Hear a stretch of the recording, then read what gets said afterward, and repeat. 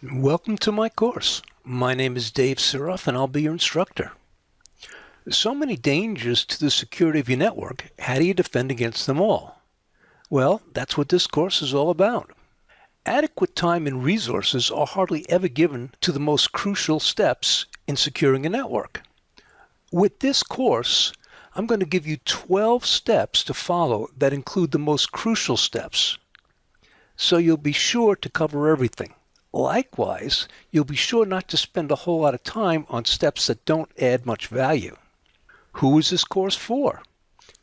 Really, anybody that needs to secure a network, which would include engineer or security analyst, a manager with limited technical knowledge, likely you would be employing an engineer or security manager, the owner of a SOHO, which is a small office, home office, and really anyone wanting to learn more about network security. This course is based on my over 20 years of hands-on experience in IT, much of it spent as a security analyst and network engineer.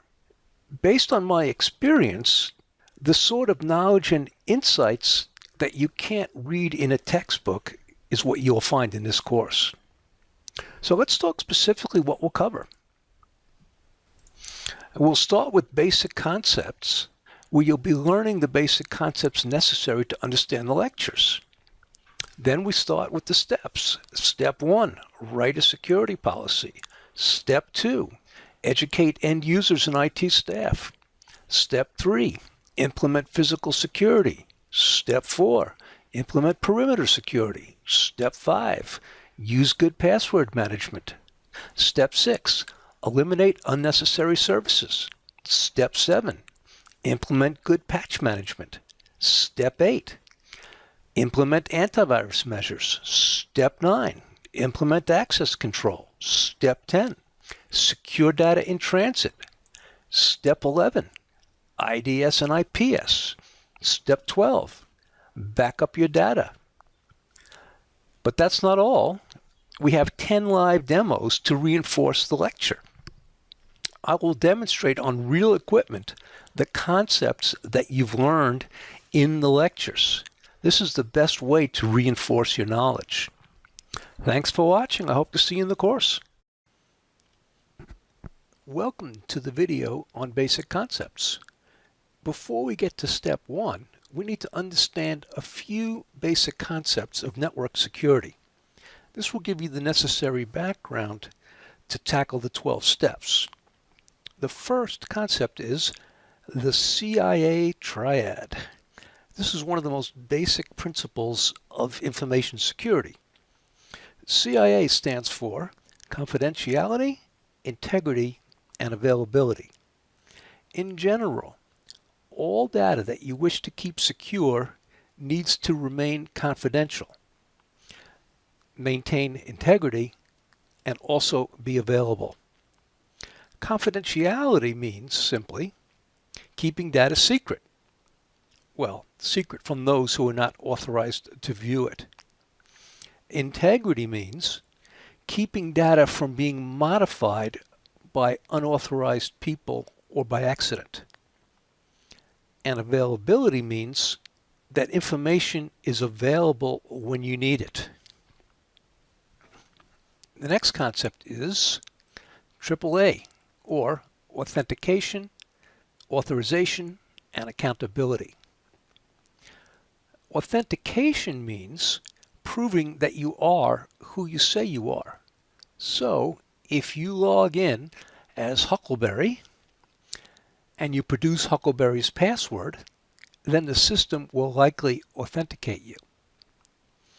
Authorization means the actions that it is possible to perform once you've been authenticated.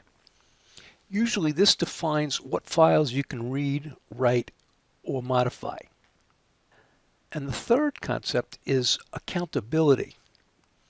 This holds users accountable for their actions on the system. It's usually done with logging and auditing. One of the things you see a lot with accountability is if you're paying for the amount of time you use on the network, it will be stored there. The next concept is defense in depth, multiple layers of security. Multiple layers of security are used to protect resources in the network.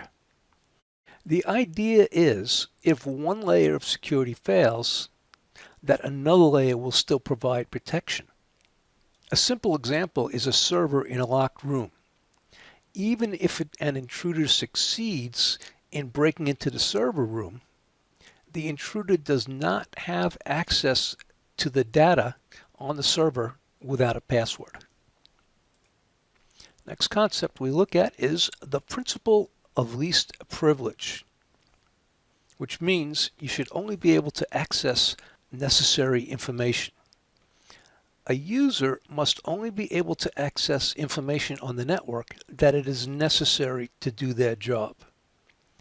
Likewise, a process must only be able to access the network resources that it needs to perform the legitimate services of that process. The next concept is good faith. And if you ask about good faith, you should have it. Per Wikipedia, and I quote, "In contract law, the implied covenant of good faith and fair dealing is a general presumption that the parties to a contract will deal with each other honestly, fairly, and in good faith, so as not to destroy the right of the other parties to receive the benefits of the contract." Well, what does this mean in terms of information security? What this means in terms of information security is that the information on your network belonging to others should be protected in good faith. That is, it should be protected by all reasonable means. This is really all you can do. Now, I'm not a lawyer and I can't give legal advice, but should there ever be a security breach, you will most likely be in a much better legal position if all good faith efforts have been made to protect that data. The next concept is stewardship, meaning engineers don't own the network. Dictionary.com defines stewardship, quote, "The position and duties of a steward, a person who acts as a surrogate of another or others, especially by managing property, financial affairs, real estate, etc." So what this means, if you are employed as a security analyst by a company, then you are the steward of the company's data, not the owner. The actual owner of the data is the company's management. You are responsible for securing the company's data to the best of your ability within the framework management has implemented. You are responsible to advise management how to best keep data safe. But the ultimate responsibility goes to management. Management that does not heed reasonable advice of the security analyst may be guilty of not acting in good faith. The next concept is the OSI reference model.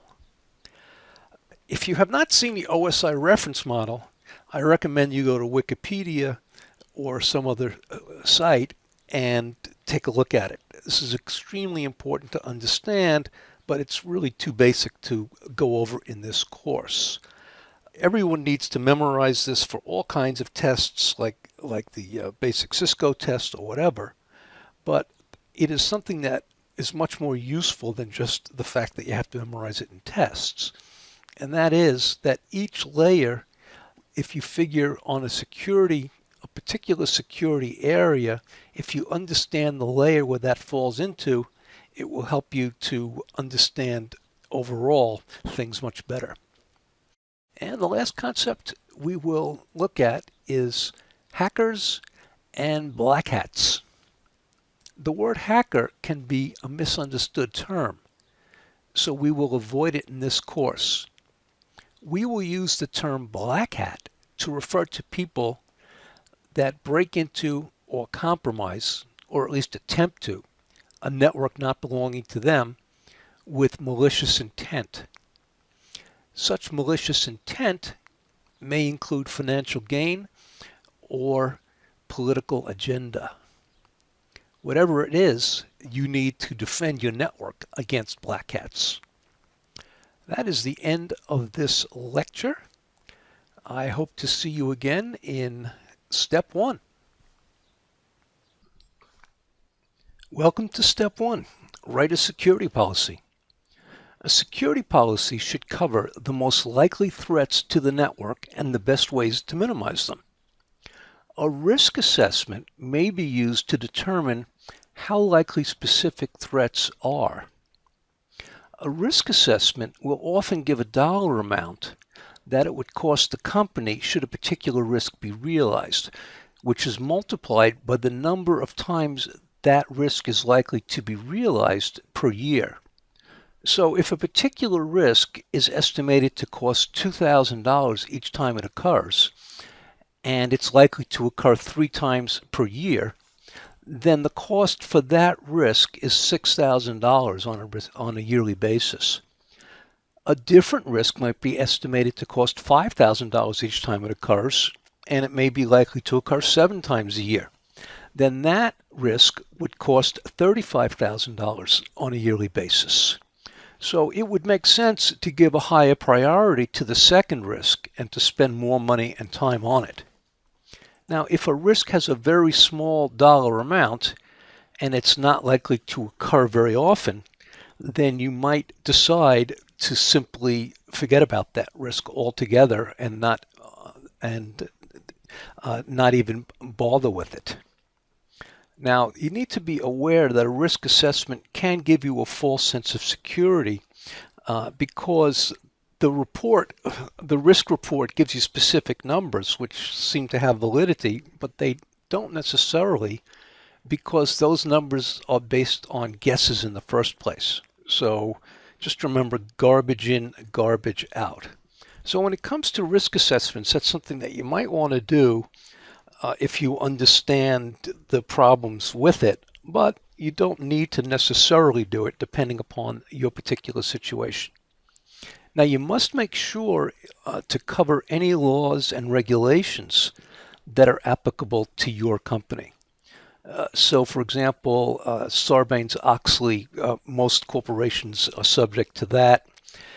You might be subject to HIPAA if you are a medical company, or if you are using credit cards, there are special regulations for that. So you need to make sure that any of those that your company needs to abide by are in fact included in the security policy. Now, in the security policy, you definitely want to include clearly defined roles and responsibilities. So who is it that's in charge of keeping the firewall updated? Who's in charge of backup? That sort of thing. Next, you want to make sure that you involve management in the creation of the policy, and also make sure that management signs off on the policy. Now, the reason why you want to do this is so that your policy has teeth, meaning that supposing a security analyst in the IT department writes this policy and puts it out, users might simply ignore it. But if the president of your company tells people that they must follow this, then it's likely that they will. You want to make sure that your security policy is a high-level document and understandable by all employees. It should be broad as opposed to technology specific. Writing the policy in this manner has the benefit that the security policy should rarely require updating. Now, based on the security policy, technology-specific procedures can be written. So it's assumed that as time goes on, procedures will need to be rewritten, but the security policy should not. Now, an example of a specific procedure would be what should the person in charge of backup specifically be doing daily to make sure that the backup is done properly. And lastly, you want to make sure to include an acceptable use policy, that's AUP, in the security policy.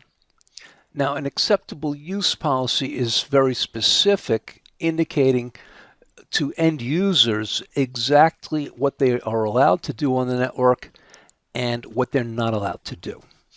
For example, they might be allowed to use internet for personal purposes, or maybe they're not allowed to. Likewise with email, are they allowed to use email for personal purposes or not? Or maybe they're allowed to only use it outside of their shift, that kind of thing. Usually new employees will be required to sign the acceptable use policy at the time that they're being hired, to indicate that they understand it and will abide by it. That's the end of step 1. We will see you soon in step 2. Welcome to step 2, educate end users and IT staff. We start with the question, is it more likely that a confidential file will be compromised by hackers from the outside of the company, or that an end user will accidentally erase it? Answering this question will give you an idea as to why end user education is so important. I'll give you a hint. It's more likely the end user will accidentally erase it. So, we educate all staff on how to most safely conduct themselves to reduce actions that could result in security breaches. No matter how good the technology used to secure the network, actions on the part of both end users and IT staff can result in security breaches. The way to reduce these problems is to educate all staff on how to most safely conduct themselves. Specifically, they should be educated on the acceptable use policy, the security policy itself, and any procedures applicable to their specific job. It's a fact that end users will usually perform their jobs in the easiest way possible, not the most secure. End users are simply not aware that certain of their actions may pose security threats to the organization. Education aims to reduce these security actions. Now we have to understand, of course, that end users most of the time are not thinking about security at all. So education is aimed to get them to think about it. New employees should be required to complete basic security education prior to starting employment. They are most compliant at this time. After completing the initial security training, all employees should be required to complete some sort of refresher security training on a regular basis, say once or twice a year. Finally, security policies and procedures should be readily available for all employees to be able to refer to at any time. This allows them to easily clarify questions that may arise during their day-to-day routine.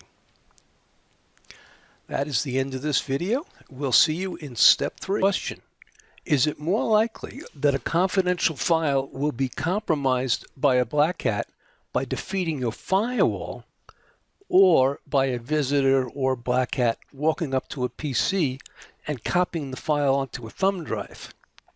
In general, the answer is the latter, which underscores why you need to implement physical security. Physical security may seem to be common sense, yet it is often overlooked. If unauthorized people gain access to the physical network infrastructure, lots of other security mechanisms may be rendered useless. Physical access suggests at least the possibility of being able to bypass other security mechanisms. Physical security should be made part of your security policy. So make sure that you write that in.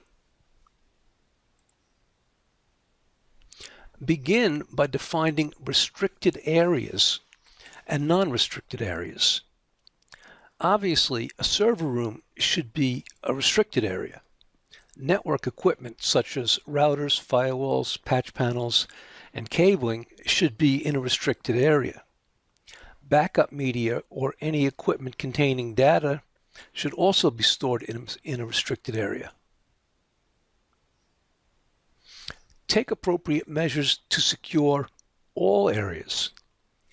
Consider human security guards, various kinds of locks, biometrics, key cards, cameras, etc. Visitors should be supervised even when in non-restricted areas. Define who is allowed into restricted areas by following the principle of least privilege. That is, only employees with a legitimate business reason should have access to restricted areas.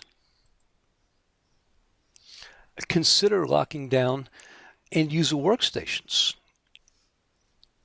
For example, you may wish to disable the physical USB ports. That would stop the many exploits that use thumb drives, such as an employee taking home files or a visitor plugging in a thumb drive with malware on it to any convenient computer.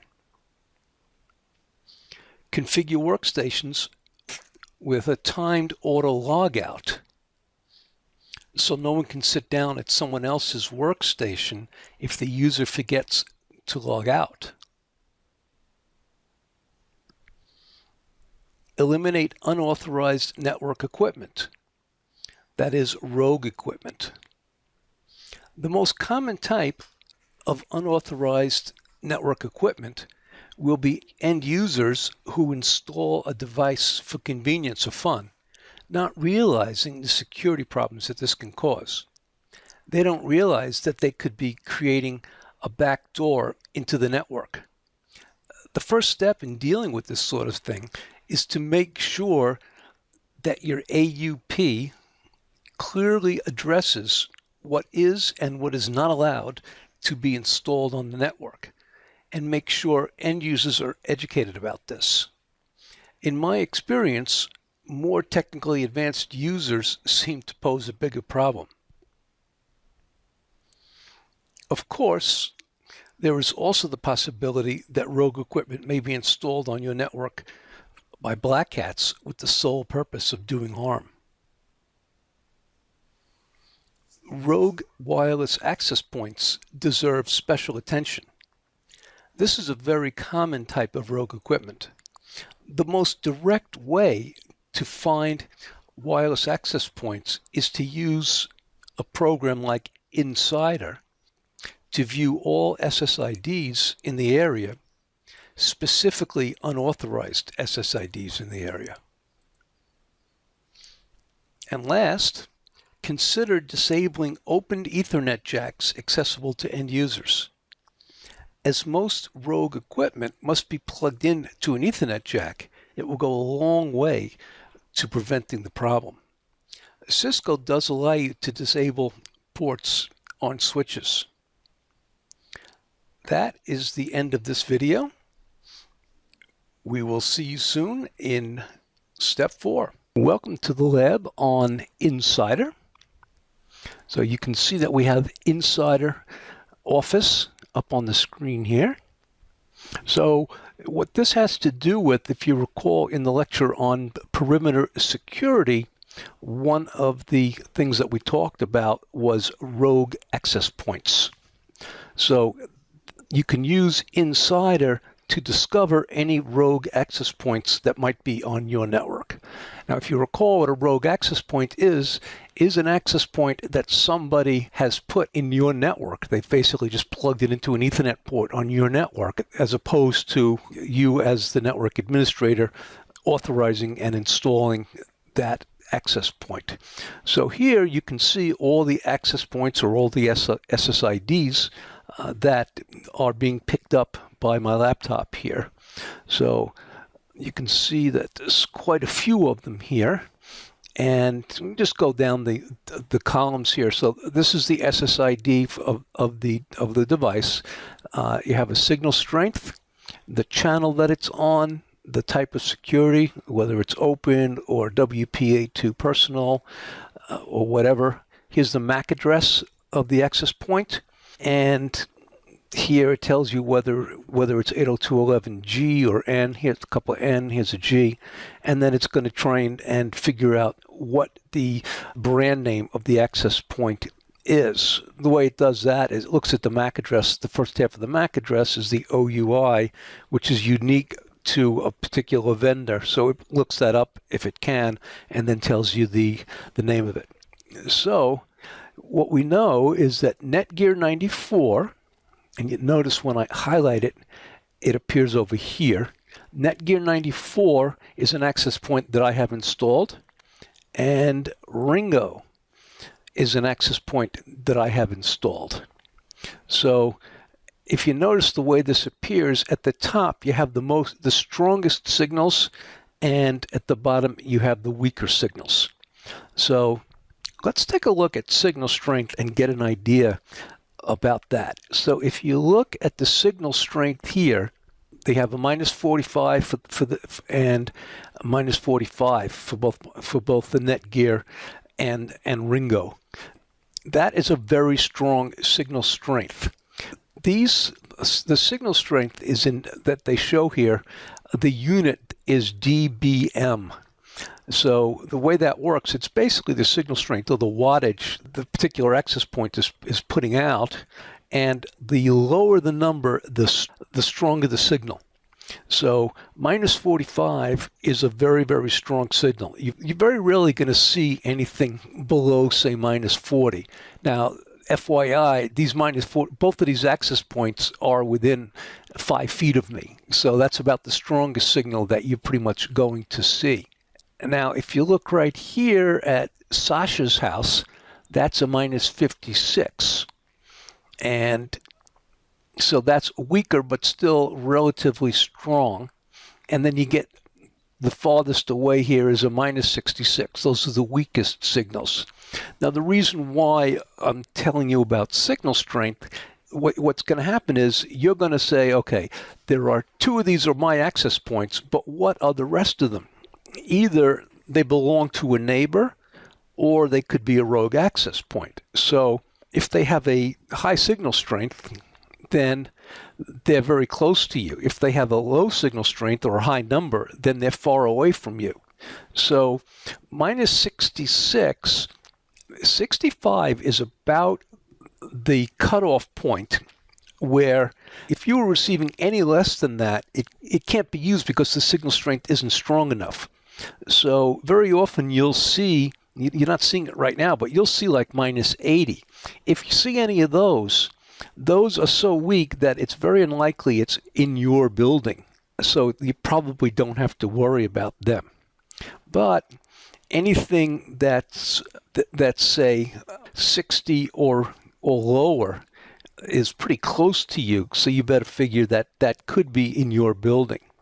So what you're going to do is basically walk around. So I happen to know that these are not in my building because I have a home office here. But let's say that you wanted to see this Legend Trail guest. So you could highlight that, and you can see that you can actually watch this as you walk around with your laptop to see as you're getting, the number will get lower as you get closer to it. Lower was a stronger signal. So you can actually nail down where these are by walking around with your laptop and watching the signal get stronger or weaker as you walk by. So what you need to do is determine if any of these are actually in your area or on your network by walking around. But this at least gives you all of the laptops that are around, and then it's up to you to say, okay, these are mine, and these other ones are my neighbors, and potentially here is one that somebody has just installed.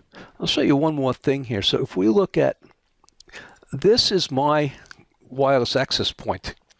So if you look here on Amazon, that's $22. And you can see what this thing looks like a little bit. So The reason why I'm showing you this is anyone with $22 and the tiniest bit of technical experience could just plug that right into an Ethernet port and then use that as a wireless access point. It's a door into your network. So you definitely want to get rid of that. So the most common situation you're going to find is that somebody that works for your company has actually installed this without really thinking too much about it, just for the convenience of it. Of course, there's also the possible situation where a black hat actually came into your office one time, as a visitor or something, and installed that. That is the end of this lab. Thank you very much for watching. Welcome to step 4. Implement perimeter security. Trusted versus untrusted zones, a most basic concept in perimeter security. The most basic concept in perimeter security is the trusted versus untrusted zones. The trusted zone is everything inside of your network, and the untrusted zone is anything outside of your network, that is, the internet. Best practice demands that there will be only one point on the perimeter where data packets can pass in and out. A firewall is placed at this single point. The firewall's job is to stand at the border and regulate specifically what is allowed in and what is allowed out. Keep it simple. Everything inside your firewall is trusted. Everything outside your firewall is untrusted. Consider adding a third zone, the DMZ. The two-zone architecture is generally sufficient for SOHO, small office, home office setups, while businesses that have servers accessible to the public may add a third zone called the DMZ and place the servers in it. Because these servers may be vulnerable to attacks from the untrusted network, communication from the DMZ to the trusted zone is carefully controlled by the firewall. Where's the DMARC? To get internet access, we need to pay an ISP, Internet Service Provider, to provide that connection. Any equipment necessary for the internet connection that is owned by you is called CPE, Customer Premises Equipment. Anything outside of the CPE is owned by the ISP, the Internet Service Provider. The exact connection point is called the DMARC. That is, everything inside of the DMARC is owned by and controlled by you. Anything outside of the DMARC is owned by and controlled by the ISP. The DMARC is important because it specifically defines who is responsible for what. Configure the router. Usually it's the first device where data arrives from the internet. If a packet from the untrusted network to the trusted network arrives, usually the first device it hits is the router at the perimeter. Depending upon the type of internet connection, whether it's T1, cable, or etc., the router may be CPE or it may be owned by the ISP. If the router is CPE, then it is your job to secure it. Securing the router is most often done by using access lists or ACLs. Secure the router with Cisco access lists. Cisco access lists have both standard access lists and extended. Standard ACLs filter solely based on the source IP address of the packet. Extended ACLs offer more functionality.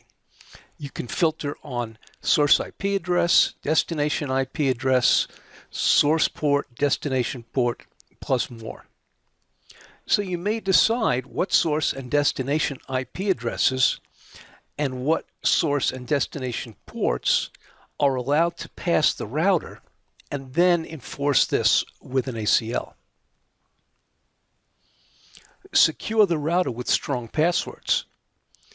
Logging into the router, make sure that the access to this is properly secured using passwords.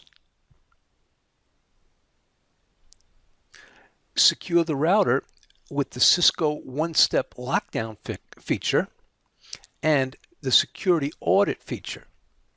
Cisco has two features that help secure their routers: one-step lockdown feature and the security audit feature. You can use one or both of these features in a semi-automated way to secure the router using the guidance provided by Cisco. Now, obviously, you may not have a Cisco router, although the majority probably will based upon the saturation of Cisco in the world. But if you have another router, then you can have similar features based on the brand of router that you have. And lastly, we will configure the firewall. Traffic that is permitted to pass the router next hits the firewall.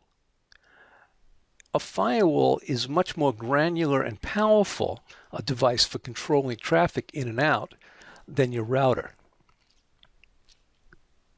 So first we talk about first generation firewall functionality.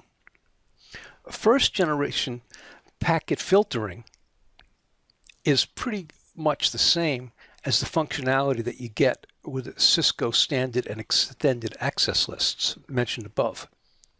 Packet filtering occurs at layers 1, 2, and 3 of the OSI reference model.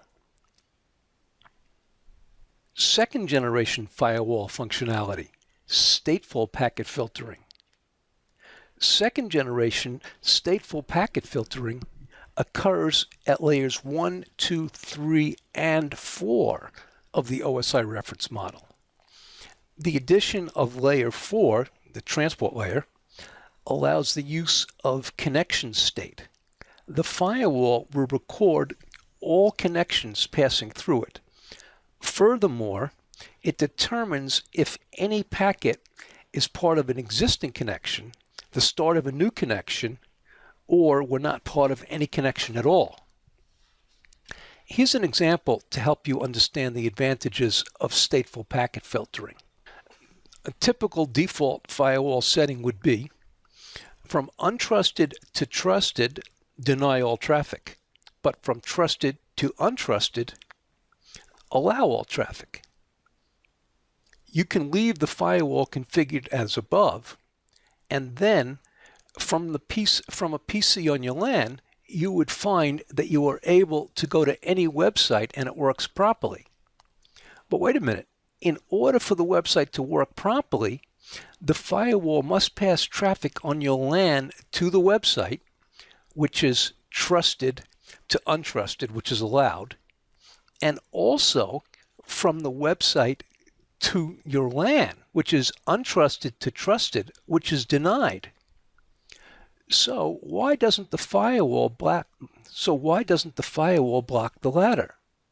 Because the firewall knows that the traffic from the website to your LAN is part of an existing connection opened by you, and the firewall is smart enough to assume that this traffic is safe. Now suppose a website on the internet were to try to make a connection to a server behind your firewall. The firewall would stop this traffic as it is a new connection. Third generation firewall functionality, application level. Here, filtering occurs at layers 1, 2, 3, 4, and 7. The addition of layer 7, the application layer, allows the functionality of deep packet inspection. This allows you to filter by specific criteria for specific applications, such as HTTP, HTTPS, FTP, DNS, etc. This allows you to filter based upon almost any criteria in the packet, giving you extremely fine control. Exactly how much fine control you get with the application layer will be dependent upon the specific abilities of that firewall that you're using. And lastly, we look at additional firewall features.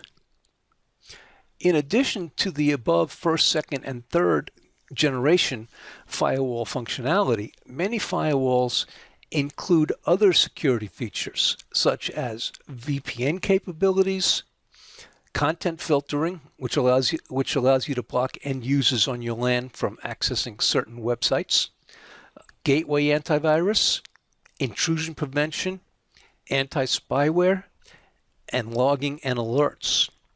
So even though all of these features are not part of first, second, and third generation firewalls, they are features that many firewalls do give you, and you definitely want to take advantage of those.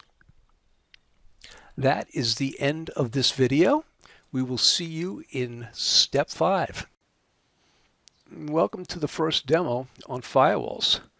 So we will be demonstrating a Dell SonicWall firewall here. Now you might ask, why did we choose Dell SonicWall? And the most obvious reason is that I worked for Dell SonicWall for 4 years, so I'm pretty familiar with this product. The other reason is they have a very convenient demo site. So you can go and right up to this site and do this along with me or play around with it yourself as much as you like. And also I chose this because it's GUI based, graphical based, as opposed to command based like the Cisco's. So it's much easier and more intuitive to demonstrate the GUI based.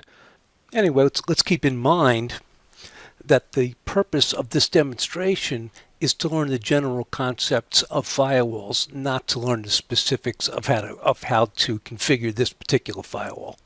So let's get started. The first thing you might remember is that we had trusted versus untrusted zones in the lecture. And here you see that they have a WAN zone right here, which is the same as the untrusted zone. And they have a LAN zone, which is the same as the trusted zone. And they even say it right here. Okay, and then you have a DMZ.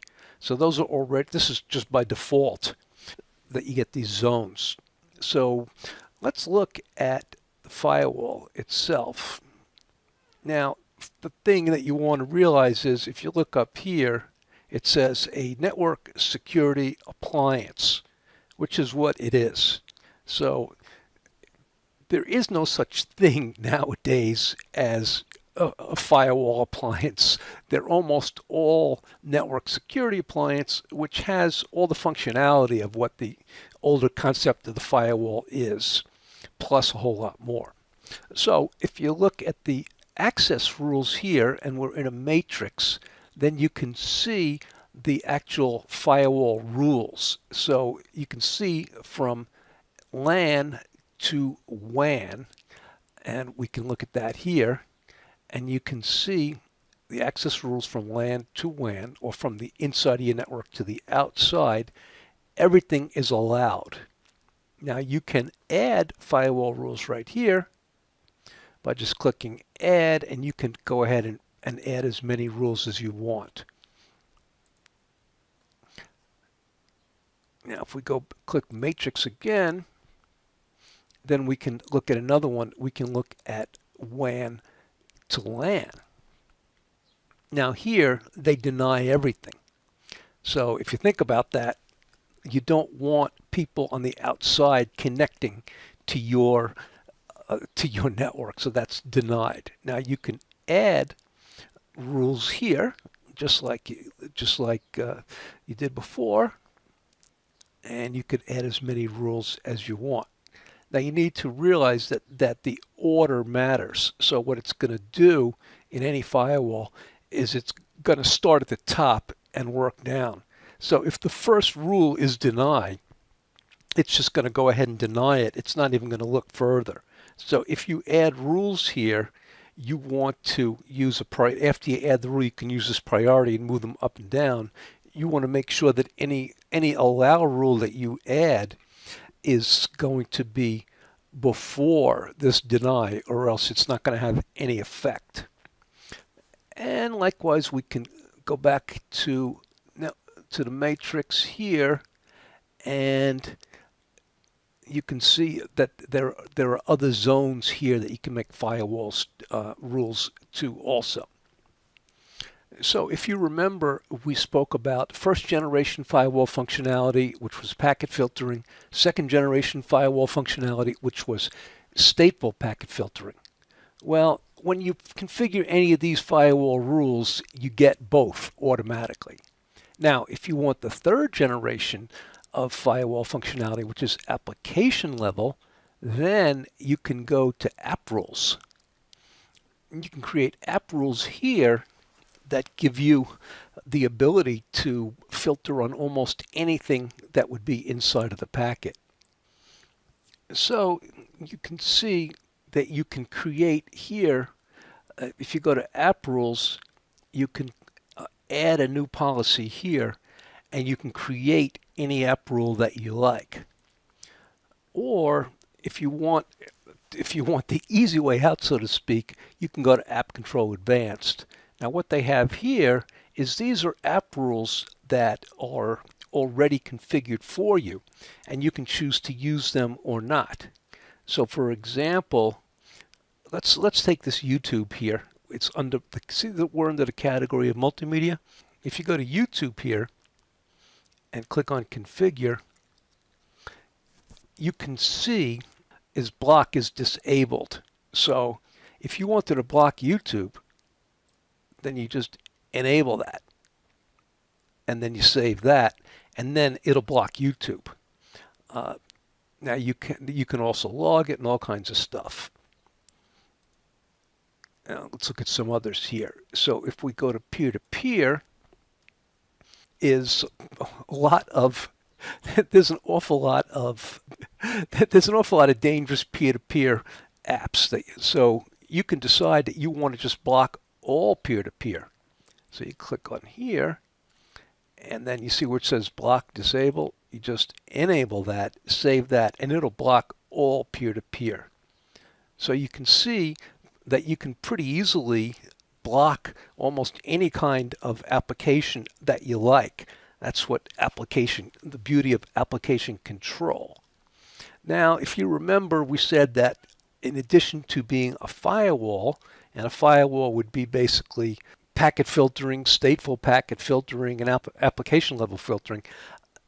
In addition to that, there are other services that make it a security appliance. So we can look at our security services here. And under the security services, we'll just go through them. First one is content filtering. So in content filtering, you can configure this so that different websites are, that you can block different websites. So you can go to policy here, and then if you go to the default policy, then you see that they have all kinds of categories of websites that you can block. So you can choose any of these that you want. So they start you off here with stuff that almost any business would want to block, but then you can go ahead and maybe you want to block job search, or maybe you want to block email, any of these things. So some of these things you're going to block because there's absolutely no reason to be using them on a at work, or you might just want to block stuff like you might want to block stuff like humor and jokes, just so people don't waste their time. Close that out. Okay, so here's your intrusion prevention service, and what you see here is here's all your policies. Now this is built in, and you have the ability here. If you just say enable this, then you're going to get all the default signatures. Okay. Now, if you look right here, you can see there's a signature timestamp. So this shows that they are updating your signatures. So these are all the signatures that you have here. So if you go to all categories, each one of these has an awful lot of signatures in it.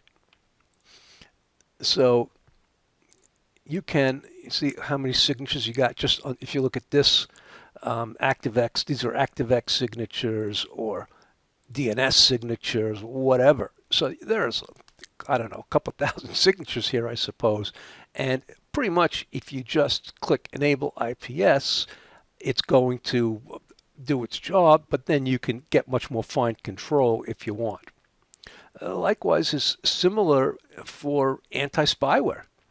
So just it's also signature based. So in the anti-spyware, if you enable that, then you have anti-spyware, and you can see that it looks like there's 3,400 anti-spyware signatures, and you can just accept them all, or you can choose to eliminate any signature that isn't working properly for you. That is the end. Welcome to step 5. Use good password management. We start by giving you an example of a good password policy. Now you can adjust it to meet the needs of your company. The password policy here would be pretty much middle of the road. So if you need very, very tight security, you could make the requirements of the password policy more strict, or if you wanted, you could make it looser. It's really depending upon the level of security that you need. So the first criteria in any case would be a minimum password length of 8 characters. The password must contain upper and lower case characters, at least one non-alphanumeric character, and at least one number. The password must be changed at least every 90 days. When a password is changed, any of the previous passwords may not be reused. Passwords from default accounts must be changed or removed. When a user leaves your company, their accounts and password must be disabled or removed. Password logging, that is success or failure, should be implemented. And users must never share their passwords. Failure to abide by the above defeats the purpose of having passwords in the first place. Enforcing password policy is relatively easy, as this functionality is built into most operating systems. Anyone that's done any kind of admin work with Windows certainly has used this feature. Now, enforcement prevents end users from failing to follow the password policy. So, as we've discussed before, end users will often do the most convenient thing rather than the most secure thing. So, it's much, much easier for them to just choose a simple dictionary word and never change it. Therefore, we must enforce it to make sure that they follow good policy.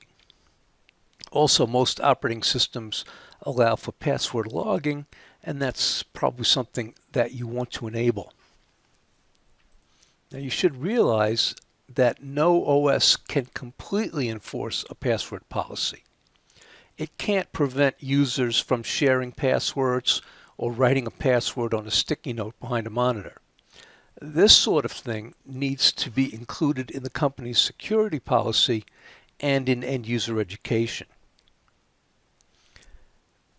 Realize that strong passwords are not vulnerable to brute force dictionary attacks, which is one of the main reasons why you want to use them. If data is encrypted and protected by a password, there are 2 ways for a black hat to try and view the data unencrypted. The first is to try to break the algorithm, or the encryption algorithm. The wireless algorithm WEP, W-E-P, is relatively easy to crack with tools readily available on the internet. So any admin that knows what he's doing would never use WEP, but if they did, that would be easy to crack the algorithm. Now, many algorithms, such as AES, which is the current government standard, is virtually impossible to crack the algorithm. In these cases, black hats will use a dictionary attack. A dictionary attack is a type of brute force attack that uses a dictionary file with literally millions of words in it. The attack simply tries each password one at a time until it finds the correct password. Depending upon the speed of your computer, this could be done relatively quickly. Here's an example of how weak passwords can take an otherwise strong security and weaken it, allowing hackers to compromise. Wi-Fi WPA2 is considered extremely difficult to break the algorithm. But using Kali Linux, which is freely available, does not cost any money because it's open source, a reasonably savvy hacker can launch a dictionary attack and crack a dictionary password in, say, 5 minutes. The same hacker would be stopped cold by a good password. It doesn't matter how strong your armor is when you have a crack in the armor where the opponent can plunge his sword. That's the end of step 5. We will see you in the next lecture. Unnecessary services. So we start with the question, what is a service? If there is a public web server, that server needs to be listening on the HTTP service in order for remote clients to be able to connect to it. Similarly, if there is a public DNS server, that server needs to be listening on the DNS service in order for remote clients to connect to it. When we say a server is listening on a specific service, we mean that it will allow remote clients to connect to that specific service. If a server is not listening on a specific service, then a remote client tries to connect to that service, the server will ignore the request and the connection will fail. There is a well-known port for each specific service. The complete list can be found on www.iana.org, and it's called Service Name and Transport Protocol Port Number Registry. Yeah, it's really called that. Service names and port numbers are used to distinguish between different services that run over transport protocols such as TCP and UDP. So, what are some common well-known ports? FTP, ports 20 and 21, SSH, port 22, Telnet, port 23, SMTP, port 25, DNS, port 53, TFTP, port 69, HTTP, port 80, POP3, port 110, NetBIOS, port 137, 138, and 139, and HTTPS, port 443. Now, if you work with ports and services, if you work with TCP/IP at all, then these well-known ports should pretty much be memorized. You need to pretty much know these. So this is a good list to start with, but just by working with them, you will get to know them if you haven't worked with them much before. So when we say a server is listening on a service, that's the same as saying that the port for that service is opened.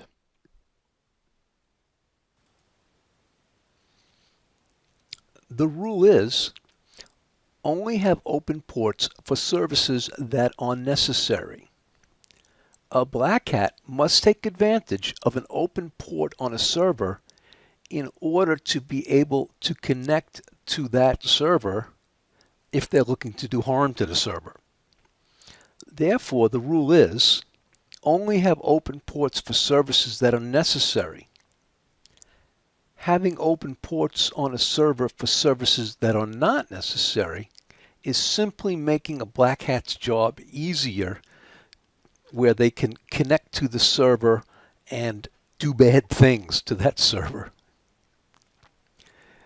Use the commands specific to the server OS to make sure only necessary ports are opened. So each OS has specific commands that you can use so you can see what ports are opened and not, and also how do you actually open a port or close a port. You will use those commands. You can also use a firewall to drop packets on unnecessary ports before the packet actually gets to the server at all. That is the end of step 6. We will see you soon in step 7. Welcome to step 7. Implement good patch management. Don't find yourself in this position. You say to your boss one day, "Our network is down because a vulnerability was compromised by a black hat." Your boss says, "That sounds serious. Is there a patch for the vulnerability due out soon?" You answer, "Well, a patch came out around a month ago, but I hadn't gotten a chance to apply it yet." Your boss says, "Expletive deleted." When a black hat attempts to compromise a host, they are often looking for a known vulnerability on that host.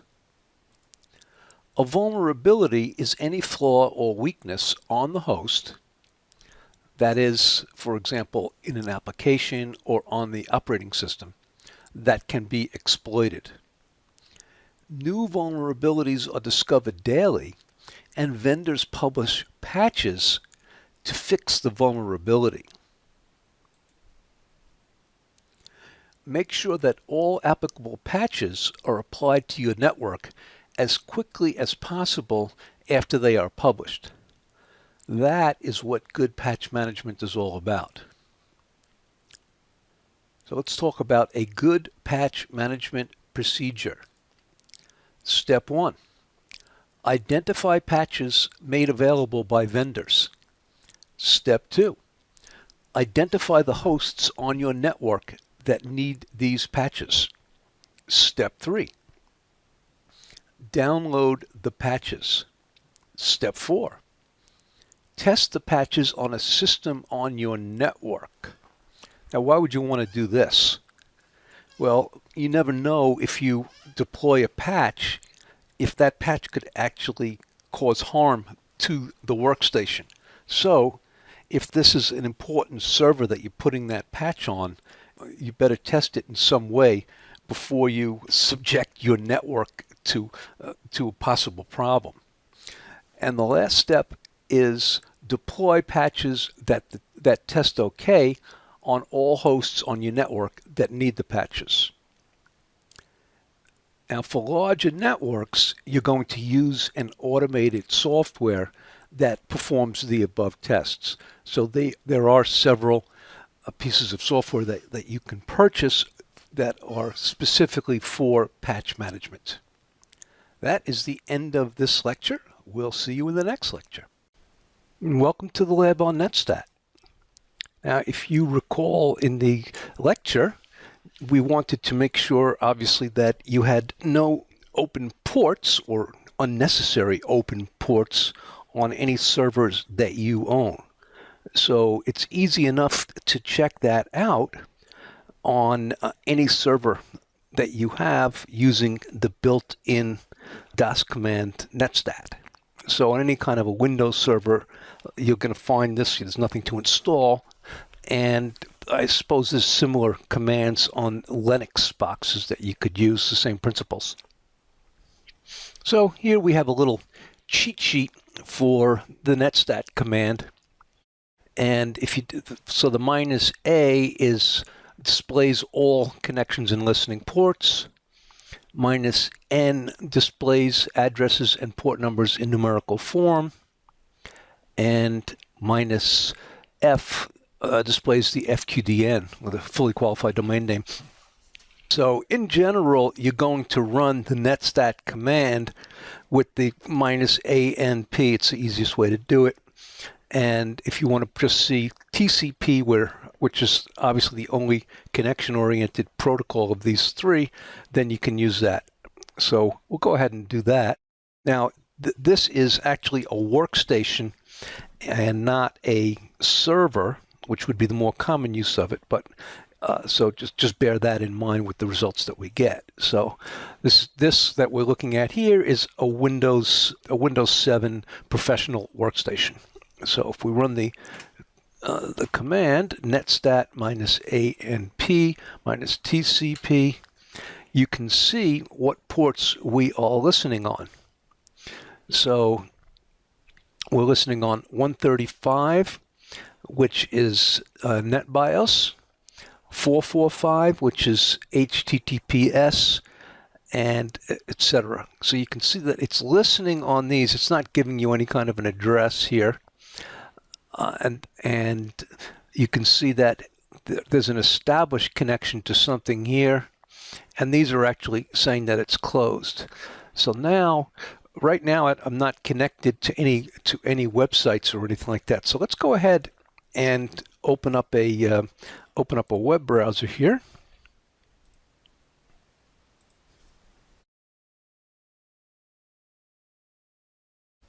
Okay, so now we're connected to this website, this is my website here, and we'll just close this out.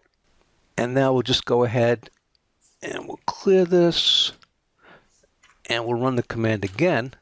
Now look how much more stuff that you have. So you can see that we're still listening on the same ports, but now it's showing a bunch of established connections. So let's see. So we notice here that we're still listening on the same ports, but now we have some established connections. So if you look at the established connections here, these are all high-numbered ports. In other words, they're not well-known ports like port 80 for HTTP or port 21 and 22 for FTP. They're high-numbered, which means that I am connected to a server. If you looked at the server, then it would show like port 80 or port 445 for HTTPS. But if you look at a workstation, it chooses these at random. So that's what you'll end up seeing.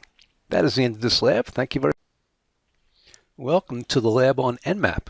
We are here at the Nmap webpage, nmap.org. And you can see that you can download Nmap for free right from here.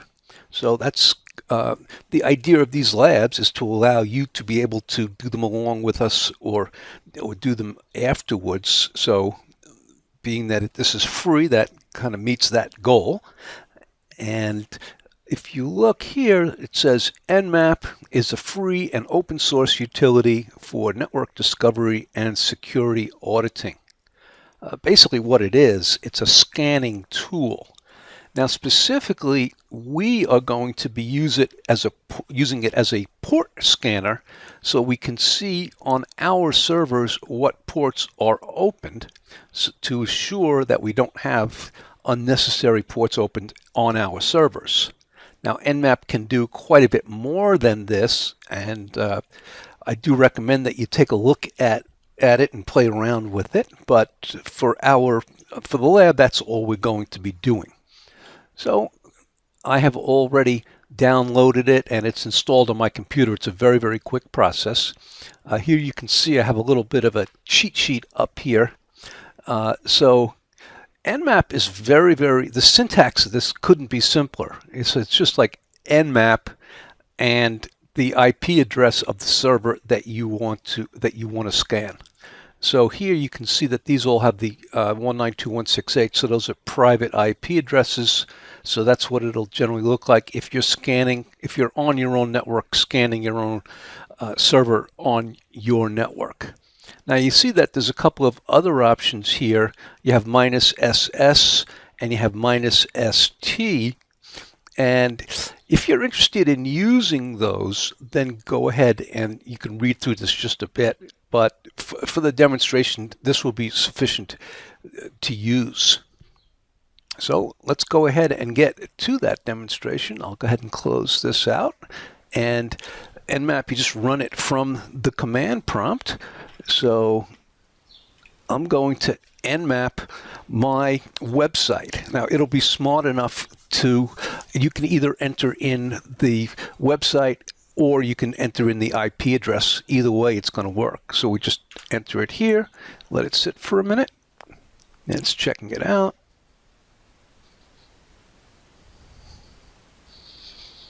Now it has to go through it goes through every single port. There it is, it's finished.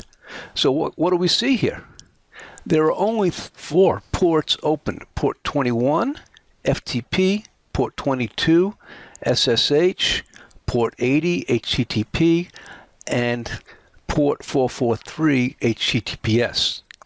That's pretty much what you would expect to see, the open ports that you would expect to see on a web server.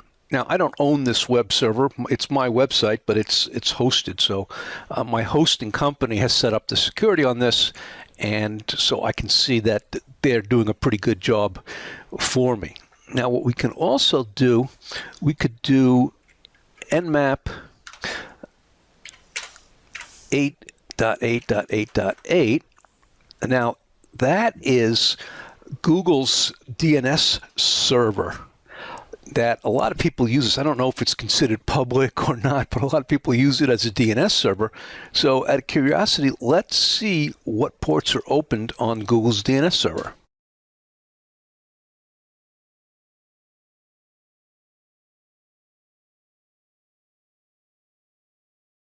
Okay, that's it. So you can see in real time how long it took and what port. There is 1 port opened. 999 are filtered ports, and port 53 is opened. So that's really, really good tight security because it's DNS server. Port 53 is the well-known port for DNS, so that would have to be opened, or you couldn't use it as a DNS server. It also shows that there are 999 filtered ports.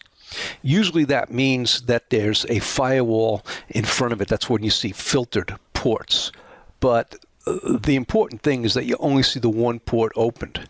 So if you do a scan against your own server, you could either do it from the internet, or you can do it directly on your network. Either way, you should see just the necessary ports. If you see a whole bunch of ports that are opened, then you need to go to work and figure out how to close those up for best security. That is the end of this lab. Thank you very much. Welcome to the lab on patch management. In the lecture, we had discussed the theory and what patch management is all about. So here I'm going to show you a concrete example so you can get a little better idea.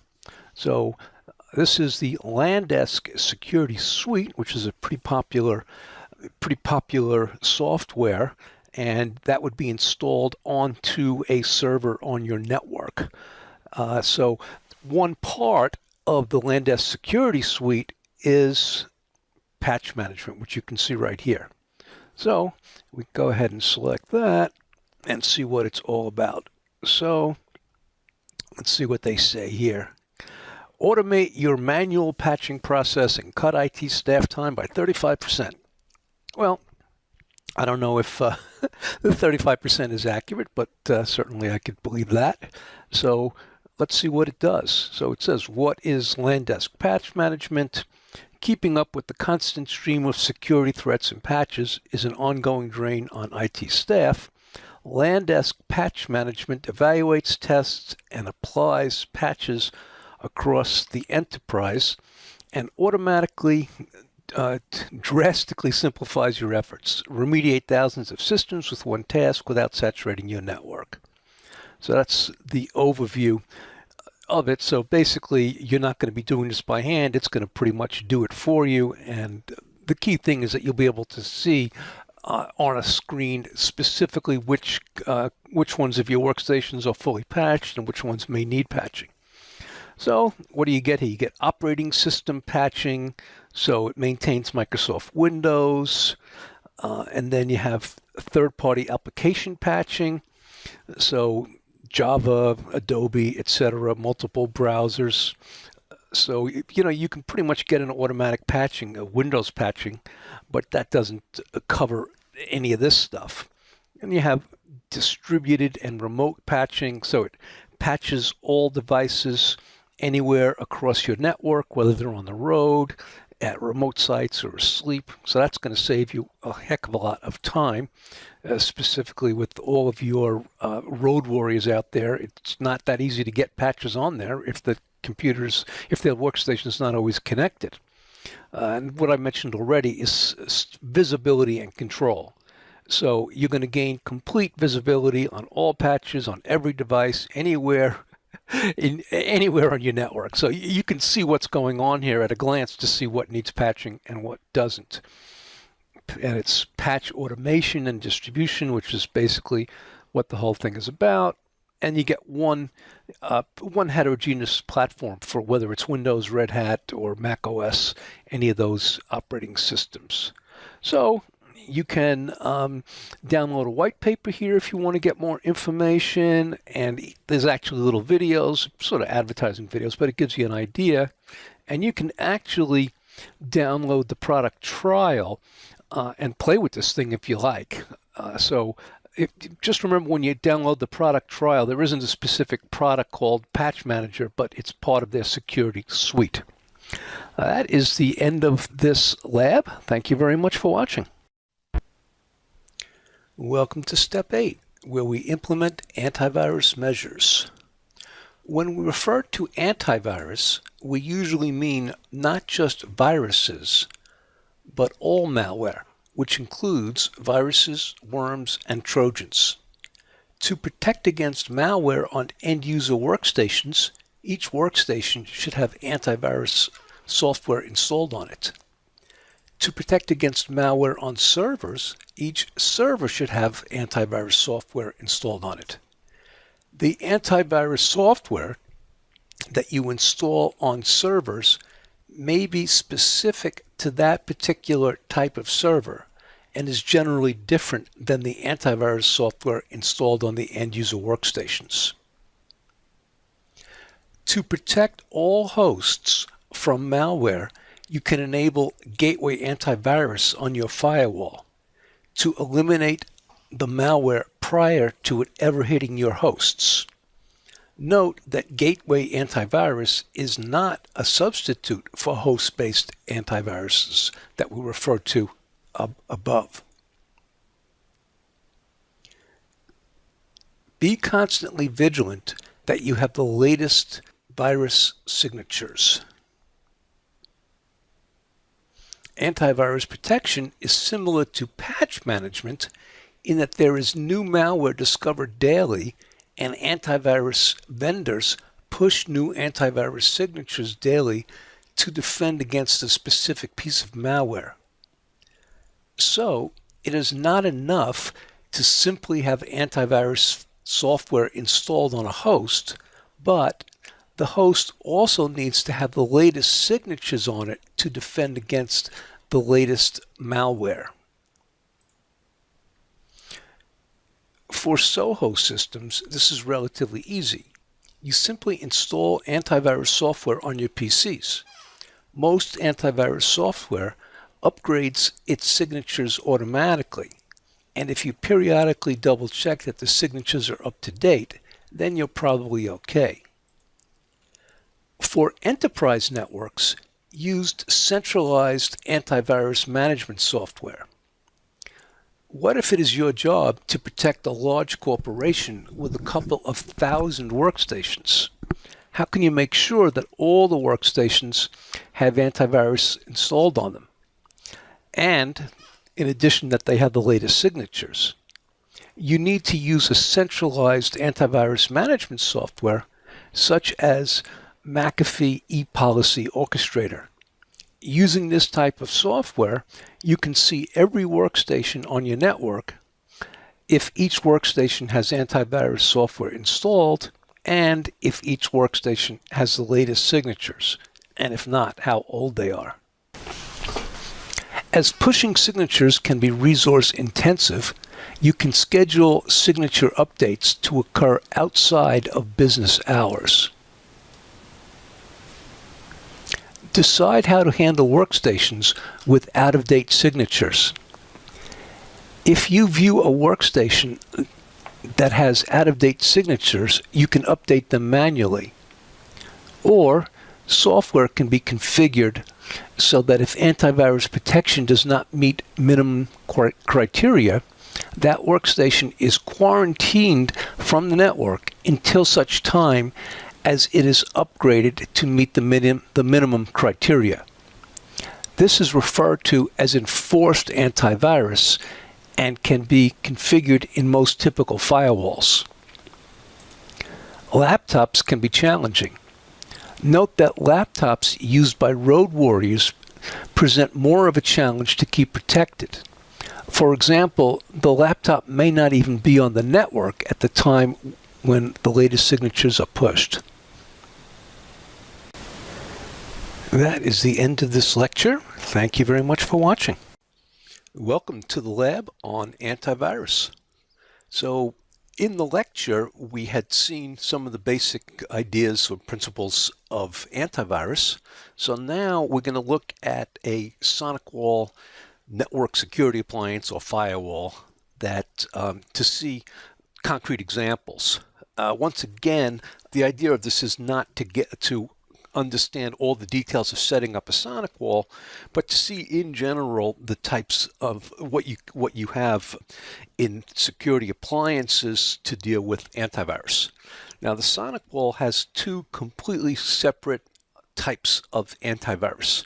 So the first one is client AV enforcement. This is probably the less popular one used, and what this does is it allows you to push antivirus software onto your workstations, and then if in fact the workstation does not have the proper antivirus or the latest signatures, then it doesn't let it get onto the network. So that's why it's called enforced AV. So basically you have an antivirus software installed on every workstation, on each workstation itself, but it has to go through the firewall, and the firewall will not let any will not let any computer onto the network that doesn't have the proper antivirus protection as you define it. So what you see here is that this is the client AV enforcement, and you actually have two choices. You can either use McAfee or Kaspersky. In the demo here, they obviously show it's not licensed for the McAfee. You would use one or the other. So in the demo, they're showing you that you have Kaspersky is licensed for 5 users. So in other words, you would use this to push antivirus protection onto those 5 computers, and if any one of them didn't have it, then they would be blocked. So the way you would do that is if you go to manage licenses here, if this was a real firewall and not a demo, then you would be able to log in here. You could actually set up the antivirus to be pushed to the workstations.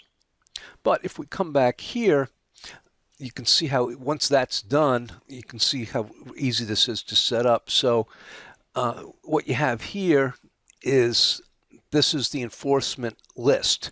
So you would come over to here and you could create a group and then put all your computers that you want to have the antivirus enforced on. You'd put them into a group here and that would enforce it. And meanwhile, you have an excluded list. So if there was any computers that you didn't want to have antivirus on, like maybe a server that had its own antivirus, then you would put them into the group. And now we can look at the other more popular type of antivirus, which is gateway antivirus. So let's wait for this to come up. Here it is.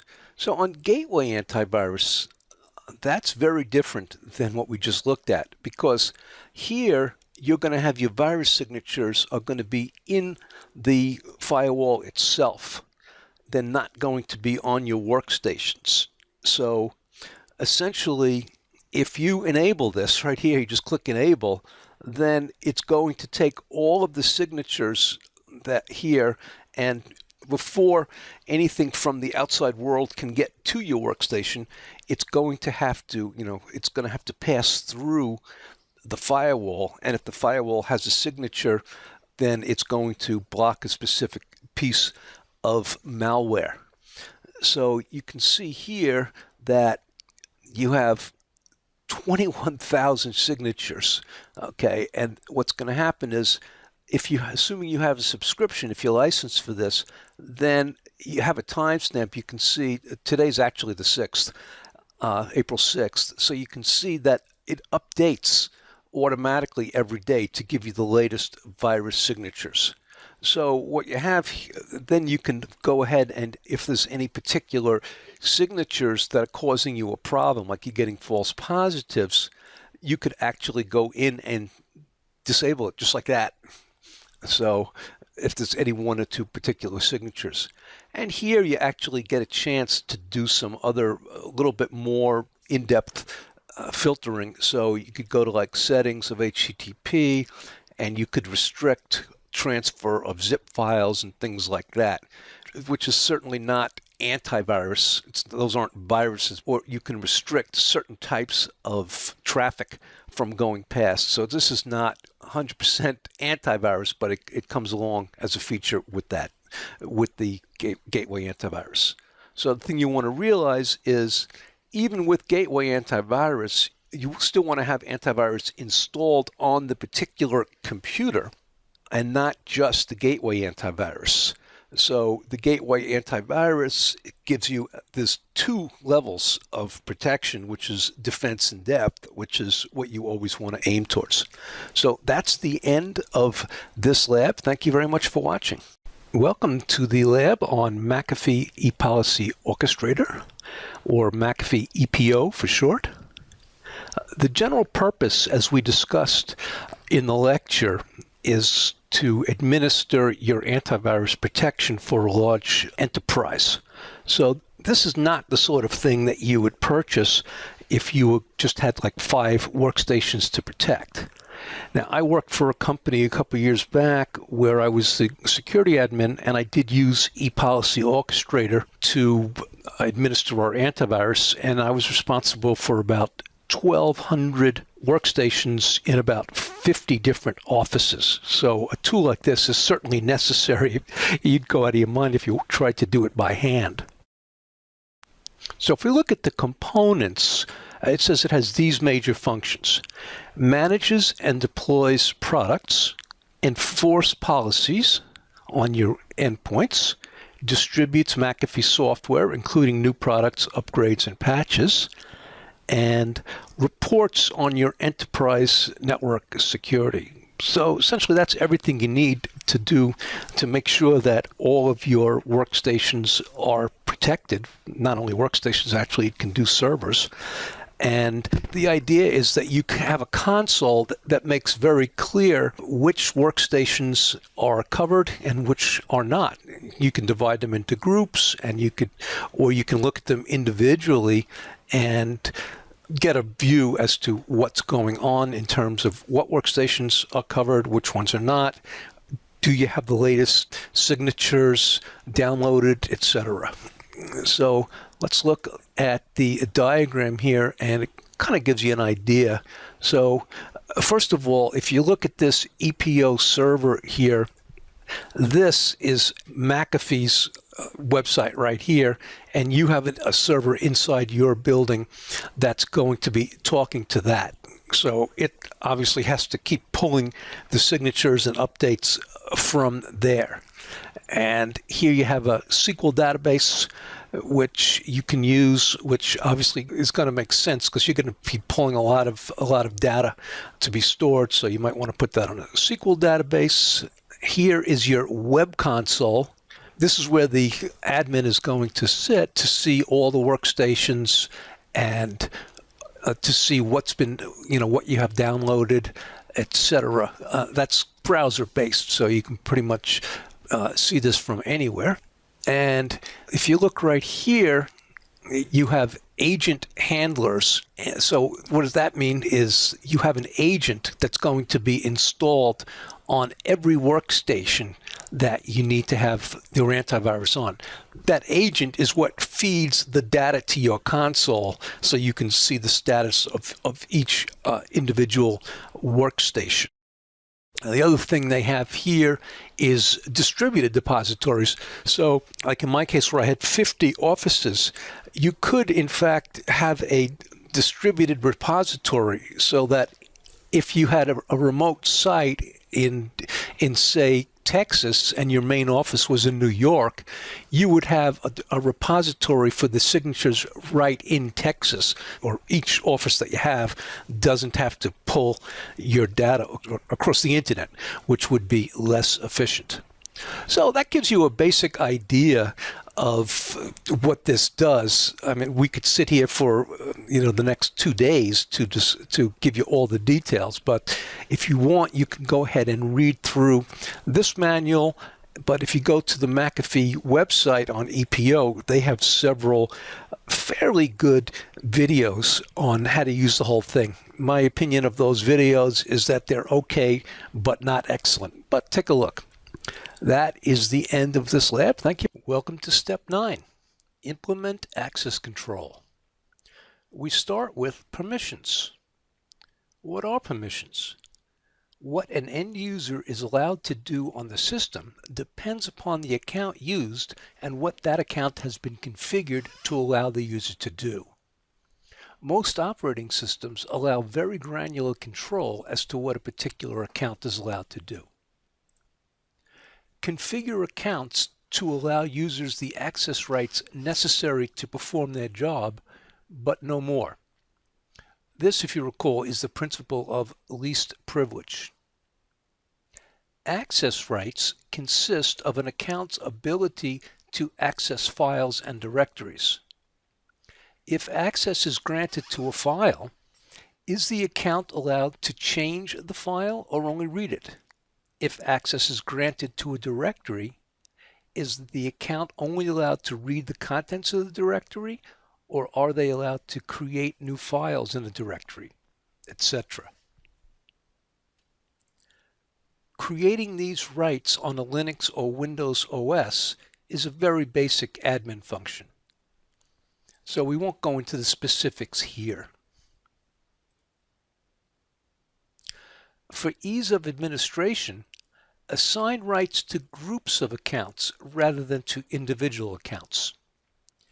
You should create groups of employees with a similar job function and then assign specific rights to the group. For example, all junior accountants will get a specific set of permissions, while all senior accountants will get a different and probably more permissive set of permissions. All admin assistants will get a specific set of permissions applicable to their job duties, etc. Remote access permissions need to be considered carefully. That is, if Huckleberry is allowed a specific set of permissions if he is sitting in the home office, is he allowed those very same permissions if he is sitting at home, or if he's sitting in a hotel room or Starbucks? For ease of use, many companies will allow Huckleberry to have the same or similar permissions wherever they're physically located, but you should carefully consider the security implications prior to granting such permission. The reason why you would hesitate to grant the same permissions from a remote location than you would from your company location is that the security of the remote site is unknown. If you plan to allow an end user access from a potentially insecure location to data on your network, you should use a VPN. A VPN provides secure communication over an insecure public network. So what's going to happen is the data that goes back and forth will be encrypted. Now there are two types of VPNs, site-to-site VPNs and client-based VPNs. What we're talking about here is client-based VPNs. Here, a piece of software is installed on the end user's laptop. This allows the remote user to establish a VPN from his laptop to the security appliance that sits on your home network. The important thing to realize is that the VPN allows all data between the laptop and the remote network to be tunneled and therefore encrypted. So you don't really care if the local connection is secure or not, because even if the data could be sniffed by a black hat, he would not be able to decipher the encrypted data. Also, make sure that the VPN is enforced, meaning that the end user is unable to connect to the home office unless the data is protected by the VPN. That is the end of this lecture. Thank you very much for watching. Welcome to Step 10, Secure Data in Transit. When data is transferred across an insecure medium, you risk the data may be sniffed by black hats, so encrypt it. When we say sniffed, we mean that it's captured, so they could use a program like Wireshark or many other utilities to capture that data so they can look at it. Now, an insecure medium means the internet, or in the air in the case of Wi-Fi. To secure the data, the sender must encrypt it while it is crossing the insecure medium, and then it must be decrypted by the receiver. Cryptology is the science of concealing information from others. In cryptology, we deal with plain text, which is the same as clear text, which is data that can easily be read by anybody.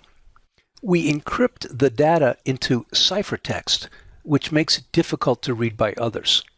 Hopefully, very difficult. Ciphertext can be decrypted to get back the original clear text. Cryptology allows us to achieve different security goals: confidentiality, integrity, authentication, and non-repudiation. Confidentiality means keeping the information secret. Integrity means ensuring that the data has not been altered in transit. Authentication means proving identity. Non-repudiation means a party cannot deny that they sent a specific message. Non-repudiation is probably the least intuitive of these, so we can give an example of that. Supposing a person sends an email to buy a stock, and then that's, an hour later that stock tanks. Well, then that person might say, well, I never sent you an email to buy it. Non-repudiation means that it can be proved that they actually did send that order to buy that stock. Secure data with a site-to-site VPN. Now, a site-to-site VPN allows two networks to communicate securely over the public internet. Suppose a company has an office in New York and an office in Los Angeles. A security appliance is configured at each end, and all data going between the offices must pass through the security appliance before it reaches the internet. Therefore, any user communicating with the other office will have his data automatically encrypted for transfer. Secure data with a client-based VPN. Here, a piece of software is installed on the end user's PC. This allows the remote user to establish a VPN from his laptop to the security appliance on their home network. When we say home network, we don't mean a home where you live, but the home office, the main office. The VPN allows all data between the laptop and the remote network to be tunneled and therefore encrypted. So you really don't care if the local connection is secure or not, because even if the data could be sniffed by a black hat, they would not be able to decipher the encrypted data and thus would not be able to read it. Take steps to secure your Wi-Fi with WPA2, personal or enterprise. Anytime Wi-Fi is used, there is the potential that the RF signal, radio frequency signal, could be sniffed by a black hat who was able to receive that signal. Wi-Fi is inherently more insecure than wired transmission because the RF signal could be picked up by somebody sitting outside the building. WPA2 is built into wireless access points specifically for the purpose. Earlier versions of Wi-Fi, the security was WPA and WEP, which are now pretty much obsolete, insecure, and should not be used. WPA2 comes in two flavors. Personal, which uses a pre-shared key, all users having the same pre-shared key. Enterprise, which uses a radius server, each user has a unique key. So what we find is that personal is easier to set up. Enterprise is more difficult to set up, but more secure, at least more secure for enterprise environments. Secure web transactions. If you are buying something on the internet and you must send credit information or credit card information from your PC to the vendor server, obviously this needs to be secure. SSL, Secure Sockets Layer, is built into your browser and allows a secure connection from your PC to the vendor server. Most websites that exchange confidential user information automatically protect the session using SSL. So there is nothing special to install. You just need to verify that it is being implemented when you need it. That is the end of this lecture. Thanks for watching. Welcome to the lab on VPNs. So we're going to be demonstrating both the global VPN, which is or client-based VPN, and site-to-site VPNs. We're going to be demonstrating both of those on the Sonic wall to give you a more concrete idea as to how this all works. The idea of this is not to give you specifics to set it up on the Sonic wall, but to give you a general understanding so that you could set this up on any firewall. So let's start with the global VPN, as SonicWall calls it, or the client-based VPN. So the first step would actually be to download that VPN client. You can download it right here from the SonicWall website. You could download a 64-bit Windows version or a 32-bit Windows version, and then you would go ahead and install that onto the laptop that you wanted to access the client-based VPN. Then you go to the SonicWall, and this WAN group VPN, that's your client-based VPN.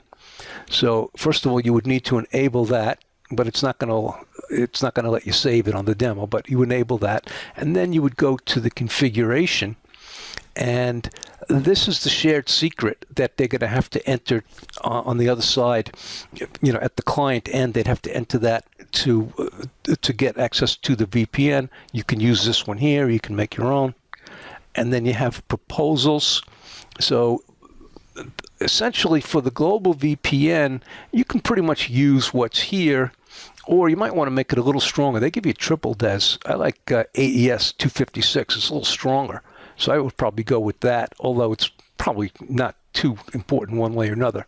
Now on the advanced tab, probably want to enable NetBIOS, which allows the global VPN to make use of NetBIOS across the VPN if they need to, and also accept multiple proposals from clients. If you don't check this, sometimes you can end up with compatibility issues. And the last tab is the client tab. So this here you generally want to, that's the more secure method. You probably want to go with that. And then this allow connections to, you generally want to use split tunnels. If you choose this gateway only, it'll eliminate the laptop's internet access. They'll only be able to get internet through the VPN. So unless you want that, which you're going to choose split tunnels. So once again, on the Advanced tab, you notice that there's a group here called Trusted Users. So it requires authentication, and they have to be in the Trusted Users group. So the last part of this would be to actually, on the SonicWall, you would put that particular user into the Trusted Users group for all this to work. That's a little beyond the scope of this lab to show you that, but that's relatively easy to do. That's really the end of the client-based VPN. That's how you would set it up. And now we'll go to the site-to-site VPN. So if you remember, a site-to-site VPN is from one office to another office. Any workstation in Office A can connect with any workstation in Office B, and all of that will go through a VPN and be tunneled and encrypted. So the way you set up the site-to-site VPN is you come over here and you click on Add, and then you're going to set up these 4 tabs here, and they're going to pretty much be opposite on the other end. So in order to set this up, there would be a SonicWall on your end and then a SonicWall somewhere else in another city or across town or wherever, and you would set this up on their end also. So you can put any name that you like, and then this is going to be the WAN IP address you're going to put of the remote location you'll put in here. And if you had 2 WAN IPs, you could enter it there. Then you have some shared secret, so you're going to enter the same shared secret on both SonicWalls. Enter whatever you like, but it should be strong. And if you go to the network, choose a local network. So if you choose a LAN primary subnet, LAN primary subnet means that anything that's on your LAN will be able to talk on the VPN to the other side. You could tighten this down and only allow certain workstations, but this is generally the most commonly used. And then here you're going to enter the remote network. So you're going to create an address object for that, and you're going to enter in the private IP address of the remote network here. So it's a little tricky. It's not the public, but the private goes in here. Then proposals, you can essentially choose whatever you want. The key here is that they need to be the same on both SonicWalls on each end. Well, once again, I like to go with a little stronger than triple DES, but that's fine. And then you go to the advanced, and in general, you're going to enable the keep alive only on one side. Once again, you're going to enable NetBIOS. In case you need that, it's going to work. It can't hurt to put that in. So basically, you're going to set this up on each end of the on the SonicWall on each end, and that's pretty much all you need to do. That should get you a site-to-site VPN up and running. Now, this doesn't actually let us see it because this demo version that we're on here doesn't let you save anything, but you would see the name, you'd see the number 3 here when you were, after you had set that up. That is the end of this lab. Thank you very much for watching. This is step 11, IDS and IPS. IDS equals Intrusion Detection Service, which is designed to detect malicious actions that might occur on the network. IPS is Intrusion Prevention Service, which is designed to prevent malicious actions from occurring on our network. For modern implementations, we almost always deal with IPS, which prevents malicious actions and also logs each incident where malicious action has been prevented. So we will not deal with IDS here. IPS can be either network-based, NIPS, or host-based, HIPS. Network-based monitors the entire network for malicious traffic by analyzing all TCP/IP traffic entering the network. Host-based, HIPS, monitors a single host for malicious activity, usually for unauthorized changes. NIPS requires that IPS be installed on an appliance at the network perimeter, such as on a firewall. HIPS requires that IPS be installed on every host that requires protection. Usually it's only installed on specific servers. IPS detection can be signature-based or anomaly-based. With signature-based, there will be one signature for every exploit that it is capable of preventing. The signature works by zeroing in on some unique aspect of the particular exploit that is always present for that exploit. With anomaly-based, the system looks for signs of abnormal traffic and assumes that the abnormal traffic is malicious. Both signature-based and anomaly-based systems have their pros and cons. Signature-based pros, low false positives. Signature-based cons can only detect exploits for which a signature exists, so signatures must constantly be updated. Anomaly-based pros does not need to be constantly updated. Anomaly-based cons, high false positives. Most modern IPS are primarily signature-based, employed in a physical security appliance. And this is recommended for the needs of the majority of networks. Signature-based IPS can be deployed in a physical security appliance, such as a firewall, that sits on the perimeter of your network. You will need to obtain a subscription from the vendor to keep your signatures up to date. Generally, the signatures update automatically on a daily basis, similar to that of antivirus. That is the end of this lecture. Thank you very much for watching. Welcome to the lab on IPS. We're going to give you a real-world demonstration of how IPS looks using the SonicWall as an example. So once again, we're not interested specifically in learning how the SonicWall works, but to see this in general, the general idea should carry through to any other appliance. So on the SonicWall, in order to see the IPS, we go to Security Services, and then we choose Intrusion Prevention. And here you can either enable it or disable it. So if it's enabled here, then it's pretty much ready to go.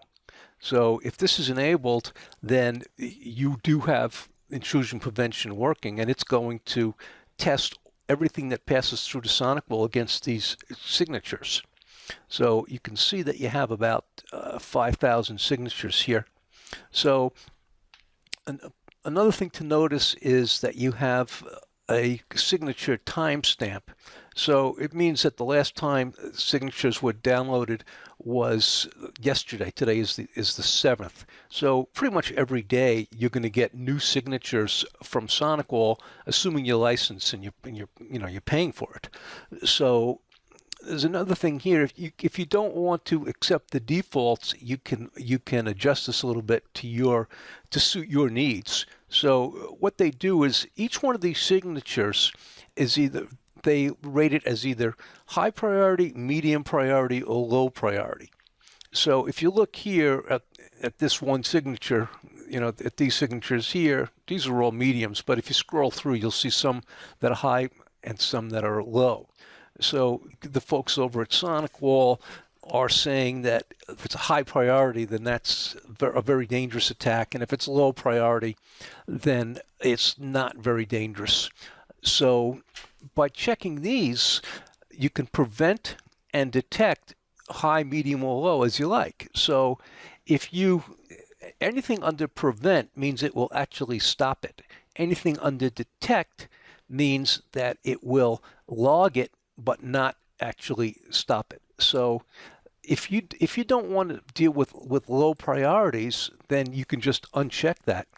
Now you might want to do that because low priorities attacks can sometimes cause false positives. Another thing you might want to do is you might want to start out with prevent all and detect all and just see how much of a nuisance it is. You might have a lot of end users complaining that they can't do this and that. So what you might want to do to prevent that would be to do it like this. So you're not going to actually prevent low priorities, but you're going to detect low priorities, which means to log it. Then you can look at the logs, and based upon what you see, you can make a decision as to how you want to set this up in the future. Now, the only other thing that you might want to do is sometimes you find a particular signature is causing a problem for you. It's a false positive. So you can disable any signature that you like. So let's just go to, say, NetBIOS. So if this particular signature was causing you a problem, then disable it from here. So that's a little bit of information, give you an idea as to how IPS works in general. That is the end of this video. Thank you very much for watching. Your data. It's not a question of if you will lose your data, but when. As the old adage says, it's not a question of if you will lose your data, but when. So it should be obvious that data needs to be backed up so it can be recovered if lost. Failure to do this is just plain dumb. Choose a solution that backs up automatically. There are a number of backup strategies, but in each case, the question you must ask yourself is, if a specific piece of data is lost, will I be able to restore it quickly? If the answer is no, then that particular strategy will cause you sleepless nights. That said, you want a solution that backs up automatically without having to remember to do it and lets you know if the backup is not running properly. We will describe 3 possible backup strategies here. The first is enterprise solutions. An example would be Backup Exec by Symantec. Backup Exec has been around for over 10 years. With this strategy, there is a single console through which you can control which servers to back up, what data on each server to back up, and how often it should be backed up. You should keep in mind, if backups are on local media, that media needs to be stored off-site on a regular basis. You will generally only want to back up servers, not workstations. Therefore, important data should not be stored on workstations. Second is Soho solutions. An example would be Mosey Home, designed to back up one or several workstations. Easily configure the files you want to back up. Backup is automatically saved to Mosey in the cloud. And the third is imaging solutions. An example would be Norton Ghost. The first 2 solutions generally back up data, but not the programs installed and configured on a particular workstation. With imaging software, you take a snapshot of a specific workstation. So if the workstation crashes, you can quickly recover all installed software and configuration. Now, if you've ever had your computer crash, then you can see the necessity for an imaging solution, because once you get your data back, then you still have to install and configure all of your applications, which, if it was imaged, you would save all that time. That is the end of this lecture. Thank you very much for watching. Welcome to the demonstration on Symantec Backup Exec. So the idea of this, if you recall in the lecture, we had discussed the importance of backing up your data. So if you have an enterprise level network, then Backup Exec is an extremely good choice. So we're just going to go over a few of the high points so you get an idea as to what it's all about. So I'm at the Symantec.com webpage, and they have a little diagram here. So if you install Backup Exec and backup from local or remote source, so it's showing you here that you have quite a few choices of what you can back up. And you can back up to all of these media. So you could back up to disk, tape, appliance, or to the cloud. So really, you're going to take your data and you can put it almost anywhere that you like. In the old days, everything was done to tape. But remember, if you're going to go to tape, that you want to store those tapes off-site for the best security. And also they're showing you here that you can restore an entire server, an entire virtual machine, entire applications and databases. So what they're saying here is that not only can you back up and restore files, but you can back up and restore an entire server. And this is important because obviously you have applications and things that are set up in a certain way. You might not want that to be lost if you were just backing up files. So we can look here at the admin guide that Symantec gives you. And they give you a little thing as to how does Backup Exec work. So it has the following features: convenient backup and scheduling. So like we said, that's the main thing here, is that you're going to be able to schedule things to be backed up as opposed to having to remember to back them up. So if you read here, it says Backup Exec administrators can set up scheduled backups for Windows and Linux computers across the network. Backup Exec's flexible calendar-based administration lets you easily schedule backups for processing during off-peak hours. So the takeaway from here is it lets you choose what you want to back up and when it will be backed up. So then they tell you here you get complete system recovery. Backup Exec's simplified disaster recovery takes all the guesswork out of recovering an entire system. So this is what we had talked about before. That's important. Comprehensive monitoring and intuitive mechanisms for everyday tasks. The Job Monitor provides a single location to monitor and manage all of your backup, restore, installation, and storage operation jobs. So basically, you have one place where you're going to look, and you can see if everything is working properly. So are your backup jobs running? Hopefully they are, but if not, you're going to know here.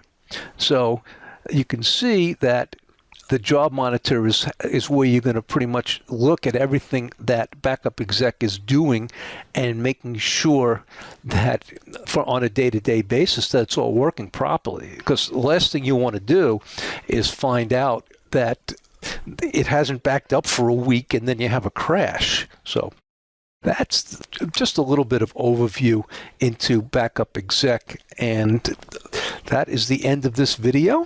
Thank you.